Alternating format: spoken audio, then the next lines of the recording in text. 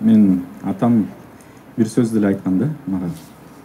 Балам, сен бактылуу болгуң келсе, байлыктын артынан чуркаба. Акчанын кулу болбо. Бир эле нерсени жаса. Бул эл үчүн кызмат кыл, элдин батасын чогулт деген да. Биякта артыбызда мына ата-бабаларыбыз турат. Ушул мамлекеттүүлүктү бизге сактап берген кишилер. Бизге мамлекетти, ушул мурасты өткөзүп берген кишилер. Бул аябай маанилүү нерсе. Биз дагы ушул партиянын ичинен улуу муундагы саясатчылар бизге мындай мурасты өткөзүп бергенде болот. Эстафетаны өткөрүп бергенде болот.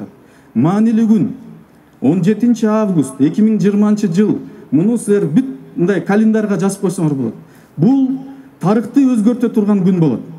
Мына кыргызда айтып коет го, балдардын 3 түрү болот депчи.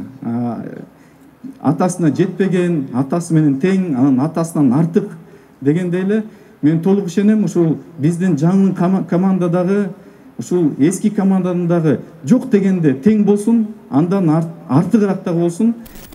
Шайлоого мен барбайм. Эч нерсе өзгөрүлбөйт. Баары эле жаман. Ушу эскилер тажатты. Болду.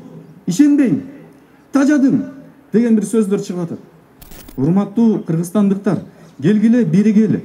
Эң негизги нерсе бир эле болсун. Таза иштейли, эл үчүн кызмат кылган кишилер бириксин. Мына эки күч бар болуп атат. Бир күч бул жанакы уурулар, бандиттер, криминал. Экинчи күч бул таза күчтөр.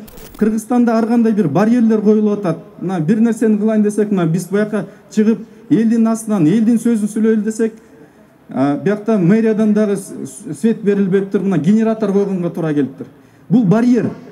Элдин сөзүн айткан үчүн барьер коюлат. Караколдо мисал үчүн 38 киши үчүн жасалган ушул кычкылтек станцияны 2 миллион сомго жасашыптыр. Башкалар. Биз болсо ошол эле караколго 401 нече миң сомго 60 кишиге жасадык.